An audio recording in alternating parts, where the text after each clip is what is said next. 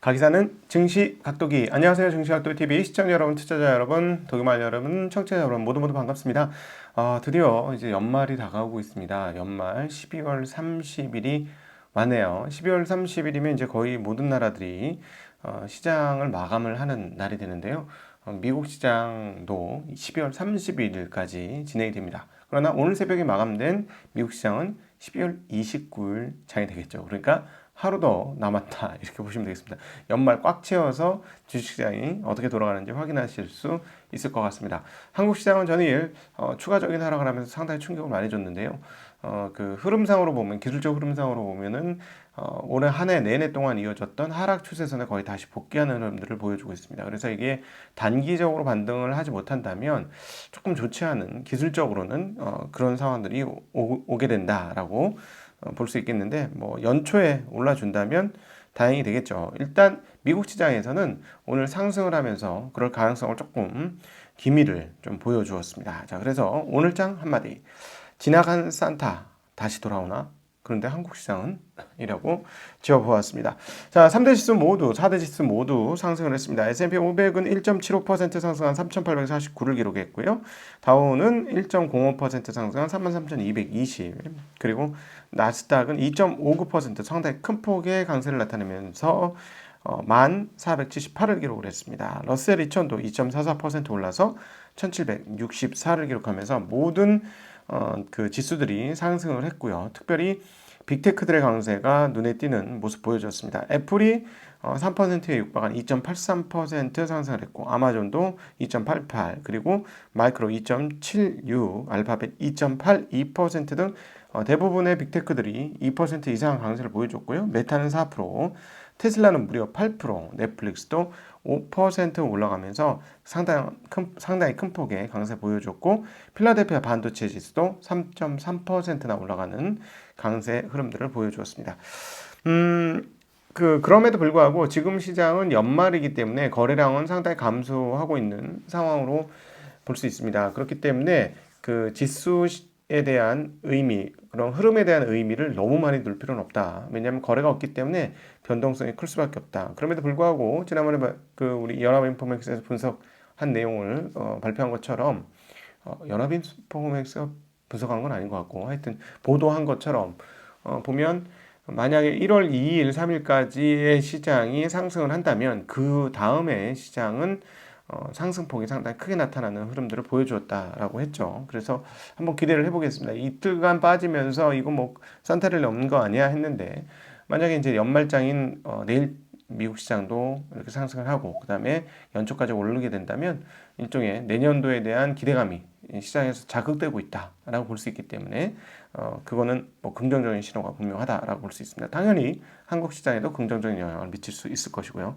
오늘은 외환 시장에 대한 이야기부터 먼저 시작하도록 하겠습니다. 자, 외환 시장에서는 아시아 통화 강세가 상당히 크게 이루어졌습니다.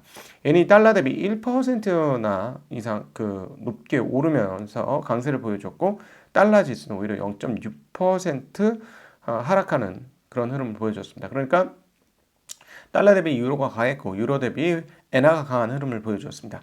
그런 연유가 좀 있는데요. 일본의 10년 국채 수익률이 얼마까지 올라갔느냐? 0.46%까지 올라갔습니다. 자, 이거 최근에 몇 가지 드린 말씀이 있었죠. 소위 말하는 YCC를 유지한다라고 얘기하면서 일본이 장기 금리를 0.25%에서 한도를 0.25%에서 0.5%까지 올리기도 했다라는 말씀을 그때 전해드렸었습니다. 그러니까 이 흐름들이 이렇게 올리자마자 지금 며칠 안 됐어요. 올리자마자 지금 벌써 바로 그 끝까지 왔죠. 0.46%. 근데 최근에 또 여러분들에게 말씀을 전해드렸던 일본의 지표 내용 중에 근원 CPI가 상당히 높게 나타났다라고 하면서, 근원 CPI가 약 한 3% 정도 나왔던 거 기억하시죠? 그러니까 근원 CPI, 그냥 일반 헤드라인 CPI도 아니고 근원 CPI를 감안을 해본다면 일본의 그 국채 수익률은 앞으로도 더 올라갈 가능성이 상당하다라는 거 충분히 뭐 합리적으로 예상할 수 있는 상황이 되겠습니다. 자, 그러니까 일본의 목표 물가는 얼마죠? 네, 2%입니다. 2%인데 근원이 3%가 나오면 헤드라인은 3%가 훨씬 더 넘게 나온다는 얘기가 되겠죠. 물론 이제 유가가 뚝뚝 떨어진다면 조금 달라지긴 하겠지만 그럼에도 불구하고 근원보다는 헤드라인이 보통 높게 나옵니다. 자, 그렇다면 이렇게 인플레이션이 높게 나온다면 목표 물가 때에서부터도 굉장히 큰 차이를 보여주고 있기 때문에 당연히 일본은 금리가 올라갈 것이고, 일본의 금리가 올라간다는 건 무슨 말이냐면 네, 일본 엔화의 강세로 귀결될 것이다 라는 것을 보여주죠. 왜냐하면 돈값이 오른 거잖아요. 돈을 국채로 들고 있으면 이자를 더 쳐준다 라는 측면에서 보면 당연히 이자를 더 쳐주면 돈값이 올라가는 것이죠. 그동안에는 미국이 가장 높은 돈값을 쳐줬습니다. 즉 국채금리를 가장 빨리 올리면서 연준의 기준금리를 올리면서 국채금리가 같이 올라갔으니까요. 가장 높은 금리를 주면서 미국의 국채 가격이 올라갔고, 그래서 달러화 가치가 고공행진을 하면서 정말 몇 년 만에 최고치를 22년도에 도달하는 것을 우리가 볼 수 있게 되었었죠. 그런데 이제 미국의 금리 인상의 종착점, 터미널은 오고 있는데, 반면에 다른 국가들, 유럽이라든가 일본은 앞으로도 금리를 올려야 되는 상황에 봉착했고, 특별히 올해 내로는 절대 안 할 거라고 보여줬던 일본마저도 물가 상승에 밀리면서 국채의 금리 폭을 위로 올리는 그런 상황들이 왔으니까, 인위적으로 조작하는 국가마저도요. 그렇기 때문에, 그렇다면 다른 통화들이 미국 달러 대비 통화 강세를 이룰 것은 합리적인 귀결이다라고 보여집니다. 자, 그래서 이것들이 과연 23년도에 어떤 일을 보여줄 것인지 확인을 해봐야 되는데요. 그 중에서도 원화는 추가적인 강세를 나타내었습니다. 원화가 오늘 추가적인 강세를 나타내면서 달러당 1261원대에 도달을 했습니다. 자, 저희가 원화 승천이라는 제목을 달고 나서 원화가 강세로 갑니다 라고 하면서 향후에 원화가 어떻게 될까 했을 때 NH증권에서는 1130원을 얘기했습니다 라고 하면서 원화 장기 이동평균 가격은 1150원 언더입니다 라는 말씀을 드렸습니다. 그래서 그거는 그쪽으로 평균 회귀되는 것은 자연스러운 현상이다 라는 말씀을 드려왔는데요. 그런 말씀을 드릴 때 1100 얼마? 이러면 사람들이 훅 기는 소리 하네 라고 대부분 생각을 했을 거예요. 그런데 실제 지금 이제 어떻게 생각이 되실까요? 1260원까지 왔습니다. 1450원이었을 때 1100원 내년도에 와요 이러면 미친 소리 하네 라는 소리를 듣겠지만, 자, 이제 1260원이 왔습니다. 내년도 1150원 가능성 없을까요? 네, 저는 역시나 여전히 평균 회귀할 것이라고 생각을 합니다. 물론 논리적으로만 따지면 미국은 금리를 추가로 더 올리겠습니다만 한국은행은 미국만큼 금리를 못 올릴 건데 뭔 소리냐, 말이 안 되는 소리다 라고 보실 수 있겠습니다만, 제 생각에는 평균이 강력하게 끌어다닐 것이다 라고 생각이 되어지고요. 내년도 하반기에 한국의 무역과 경상까지 회복되는 모습을 보여준다면 원화는 빠르게 가치 회복을 하지 않겠느냐라고 보여집니다. 자, 그렇기 때문에 한국 주식시장 입장에서 보면은 주식 상승의 필요 조건은 구비되었다. 자, 원화 강세가 이루어지면 필요 조건은 구비되었다라고 보여주고요. 여기에 충분 조건이 더해지느냐가 문제인데요. 충분 조건은 기업들의 이익 상승이 되겠습니다. 기업들의 이익 상승은 아직까지 보이지 않고 있기 때문에 기업들의 이익 상승이 좀 가시화되는 국면에서 한국 주식시장이 강한 턴을 할 수 있지 않을까 하는 생각을 해보게 됩니다. 자, 기업 실적과 관련해서는 오늘 한국 입장에서는 별로 좋지 않은 뉴스가 하나 떴습니다. 뭐냐면 애플과 관련된 뉴스인데요. 애플이라고도 할 수 있고 대만의 TSMC와 관련된 뉴스라고도 할 수 있겠습니다. 대만의 TSMC가 3나노 공정의 진행이 들어갔고 드디어 계속 어려움을 겪으면서 못 들어갔었죠. 그리고 3나노에 대한 수요가 상당히 빵빵하다라는 보도가 나오고 있습니다. 당연하죠. 누가 그걸 원합니까? 애플이 원하잖아요. 당연히 애플이 원합니다. 이번에 그 진도가 안 나갔기 때문에 어떤 일이 벌어졌죠? 애플 14 프로는 조금 다른 AP를, 조금 더 진보된 AP를 썼고요. 어드밴스 4나노죠. 그걸 썼고요. 반면에 애플 14 일반 모델은 뭘 썼습니까? 기존에 쓰던 애플 13 프로에 쓰던 기존의 AP를 그대로 써버렸어요. 왜요? 충분히 조달이 안 됐고 수율이 안 나왔고 공정상의 진보가 이루어지지 않았기 때문이죠. 누구의? TSMC의. 예, 그렇습니다. 근데 이제 TSMC가 3나노를 들어갔으니까요. 향후에 애플이 3나노 AP를 가장 먼저 쓸 것입니다. 쉽게 말씀드리면 이렇게 이해하시면 됩니다. TSMC 예, 공장 라인의 절반은 애플 거다라고 생각하시면 돼요. 애플은 굉장히 파괴적인 기업 아니겠습니까? 그리고 또 가장 무서운 거는 뭐냐면 동일한 AP를 가장 많이 생산하는 무서운 기업이죠. 어떤 회사가 동일한 AP를 억 단위 개수를 만들 수가 있겠습니까? 그죠? 이거는 그렇기 때문에 그 TSMC의 절반은 애플이고 TSMC가 새로운 공정을 가면 그걸 가장 먼저 애플을 쓸 것이고, 그렇다면 이거는 누구한테는 악영향이다?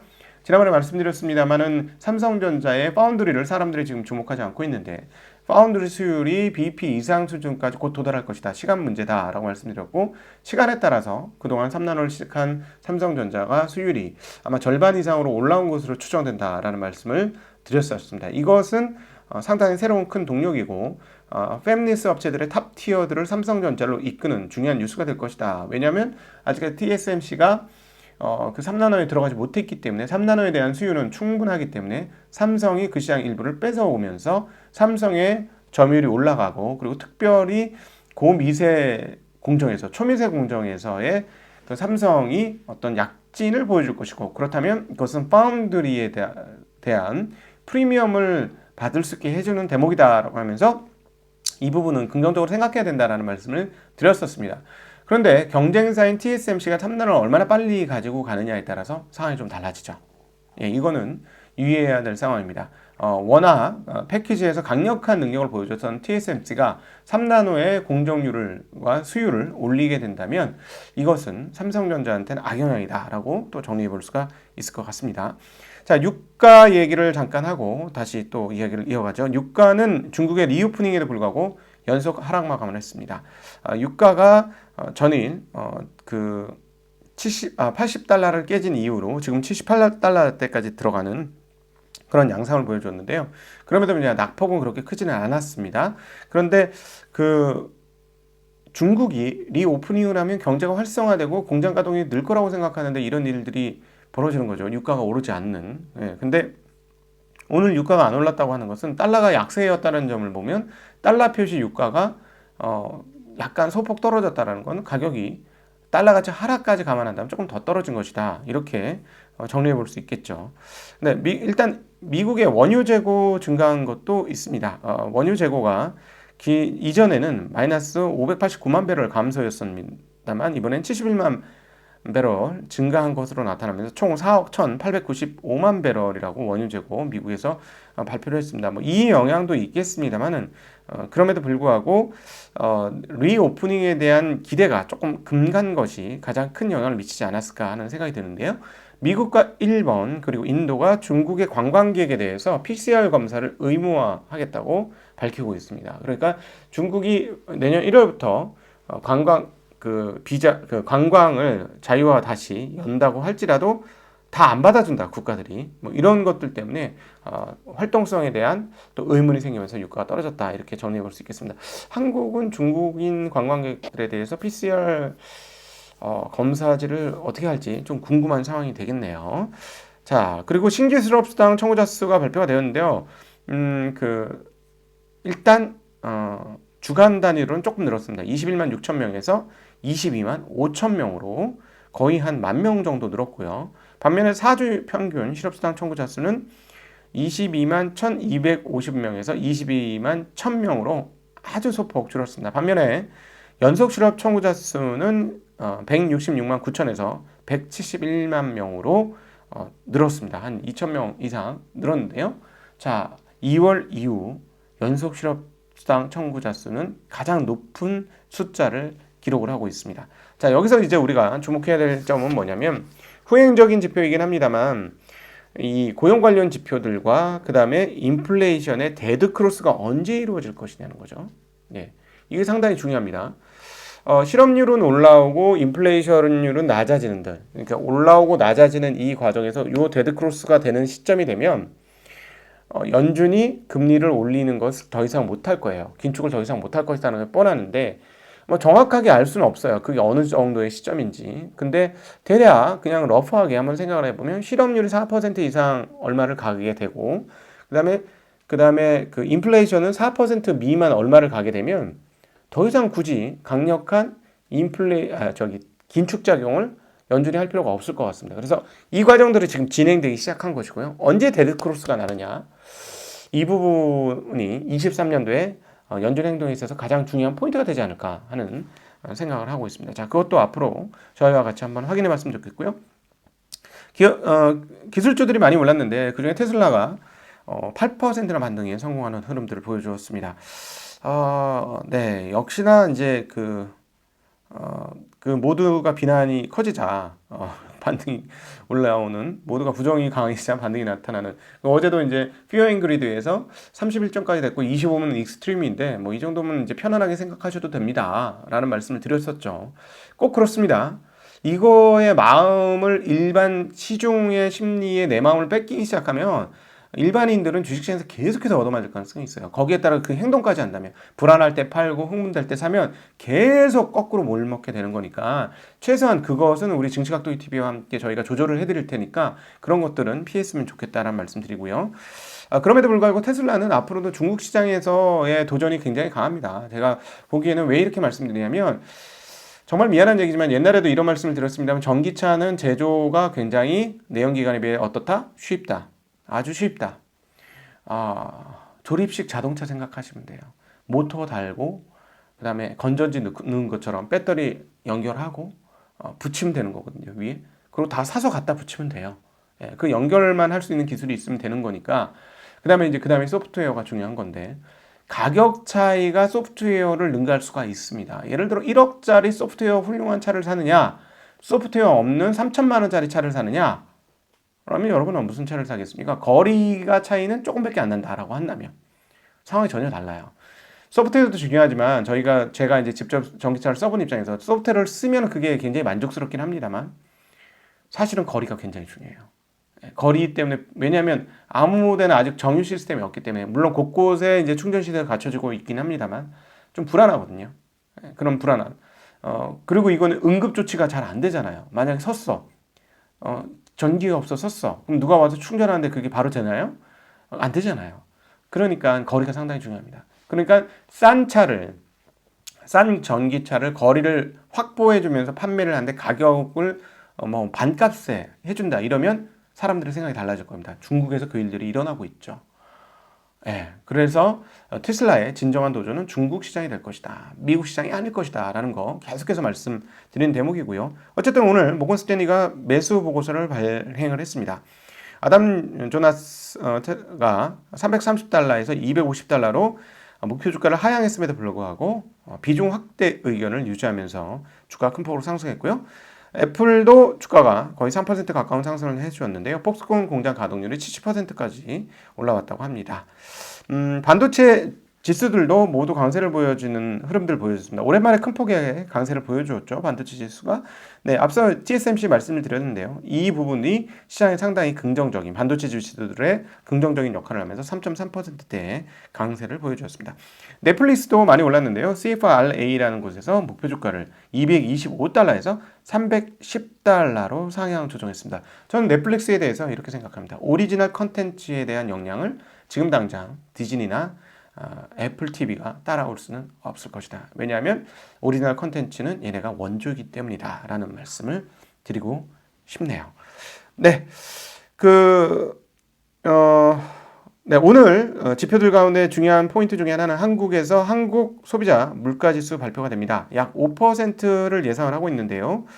그리고 전월비 0.1% 증가할 것으로 예상합니다. 과연 이게 어떻게 될 건지 관심이 갑니다. 만약 5%가 찍힌다면 내년도 첫 번째 금통위에서 한국은행이 금리를 안 올리기가 만만치 않을 것이다 라는 생각을 할 수밖에 없게 되거든요. 자, 금리를 한 번 더 추가로 한국은행이 올릴 것이다. 자, 그러면 한국에서 레버리지를 많이 사용한 부동산은 어떻게 될 것이냐라는 걱정을 다시 한번 하게 되고요. 나중에 한번 이 부분에 대해서 한번 본격적으로 제 고민을 한번 담아서 여러분들에게 말씀드릴 터인데, 집값 하락은 별로 문제가 되지는 않지만 전세가 하락은 문제가 되죠. 제가 몇 번 말씀드렸던 부분이 있는데, 저희 어렸을 때는 전세 대출이라는 단어가 없었습니다. 전세 대출은 있지 않았어요. 부동산은 그냥 집 매입할 때만 대출이 가능했었거든요. 근데 전세 대출이 됐다. 그럼 판돈을 더 키워준 거죠. 레버리지를 더 강화한 겁니다. 원래 집을 살 때 레버리지를 일으켜서 사는데 전세할 때조차 레버리지를 일으켰고 그 전세 가격을 근거로 해서 집값이 올랐다면 이거는 레버리지가 이루어진 부분이라서 이 부분 조금 심각한데요. 전세 가격이 어느 정도까지 빠질 수 있는지에 대한 고민을 앞으로 조금 시작해 봐야 될 것 같고 만약에 전세값에 의한 집값 하락이라면 약간 생각보다는 타격이 좀 있을 수도 있다라는 생각이 드네요. 그럼에도 불구하고 그 관련된 그 규제들은 계속해서 풀릴 것으로 보여져서 여기도 데드크로스가 언제가 나느냐가 상당히 중요한 포인트가 될 것 같습니다. 상당히 빠른 속도로 떨어지고 있기 때문에 데드크로스가 한국 부동산에서 빨리 나올 수 있다는 그냥 일반적인 상식선에서의 전망도 가능한 시점 되지 않았나 하는 생각은 해봅니다. 앞으로 이 부분에 대해서 차근차근 고민을 해보고 저희도 내년도에는 부동산 관련 콘텐츠를 조금 만들어 보도록 하겠습니다. 그래야 혹시나 입을 피해를 피할 수 있으니까요. 네, 오늘도 여러분 긴 시간 함께 해주셔서 진심으로 감사하고요. 한국은 오늘 휴장입니다. 한국은 장이 없고요. 행복한 주말 되시고 연말장이 아주 엉망으로 끝나는 바람에 너무 속상합니다. 정말 너무 속상하고 마지막 날에 이렇게 잔고를 뺄 수 있나 할 정도로 속상했는데 그러나 내년도에 말씀드렸듯이 원화 강세는 지속될 것이고 기업들의 실적 바닥은 상반기 어느 시점에 나올 겁니다. 그 이후에 주가가 그것을 바라봤을 때 주가가 어떻게 될 것인지도 한번 생각해 봐야 될 대목이고 경제가 불황이 온다면 그것은 이미 주가에 반영되었다. 침체도 일정 부분 반영되었다. 위기는 반영 안 했다. 위기냐 침체냐 불황이냐 여기에 따라서 내년도 주가는 달라질 것이다. 이렇게 생각해 볼 수 있겠습니다. 감사합니다. 안녕.